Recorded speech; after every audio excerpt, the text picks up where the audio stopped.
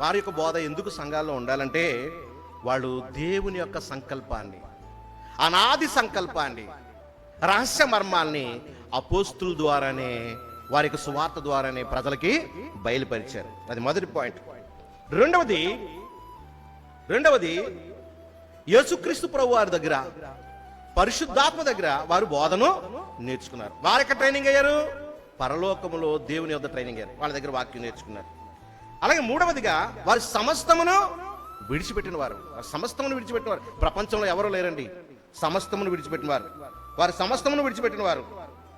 అలాగే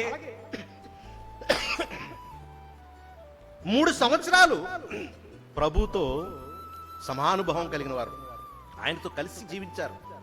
3 సంవత్సరాలు ఆయనతో కలిసి జీవించారు. అలాగే పరిశుద్ధాత్మ చేత బోధింపబడ్డారు, పరిశుద్ధాత్మతో ఏకీభవించి పనిచేశారు. 5 వచ్చాయండి, 5 పాయింట్లు వచ్చాయి. అలాగే క్రీస్తు ప్రభు పరిశుద్ధాత్మ వర్కింగ్ రిలేషన్షిప్ లో వాళ్ళు ఉన్నట్టుగా మనం చూస్తున్నాం. అలాగే 6వదిగా సర్వసత్యము ఎరిగినటువంటి అనుభవం కలిగిన వారు, సర్వసత్యం ఎరిగిన అనుభవం కలిగిన వారు. అలాగే 7వ పాయింట్ దేవుని చేత నియమింపబడిన వారు, దేవుని చేత నియమింపబడిన వారు. 8వ పాయింట్ వాళ్ళు ఈ లోక సంబంధులు కారు. యేసుక్రీస్తు ప్రభువు ఎలాగైతే ఈ లోక సంబంధులు కాదో అలాగే ఈ లోక సంబంధమైన జీవితాన్ని వారు జీవించలేదు. అలాగే పరిశుద్ధాత్మతో కలిసి సాక్ష్యం ఇచ్చారు, వారు సాక్ష్యం ఇచ్చారు. ఎన్ని పాయింట్లు వచ్చాయండి?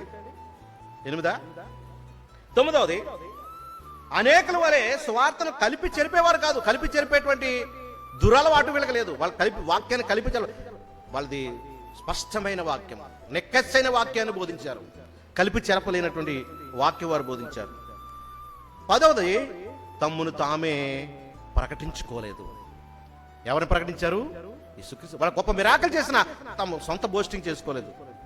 మా సొంత భక్తి చేతను, మా సొంత శక్తి చేతను ఇది మేము చేయలేదు, చేసింది ప్రభు అయిన యేసుక్రీస్తు అని వారిని తాము తగ్గించుకున్న వారిగా మనకు కనపడదు. ఈ 10 పాయింట్లు ఈ దినాన్ని నేర్చుకున్నాం. ప్రభు చిత్తం అయితే మరొక 10 పాయింట్లు నెక్స్ట్ వీక్ మనం తెలుసుకుందాం వారి గురించి.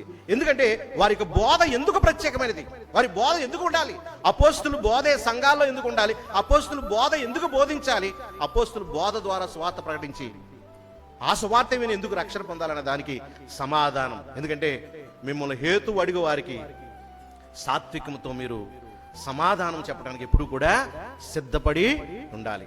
చాలా వరకు అపోస్తుల యొక్క గుణగణాలు తెలుసుకోవడానికి ఈ దినాన మనకి ఆధిక్యత కలిగిందని నేను నమ్ముచున్నాను. ప్రభు చిత్తమైతే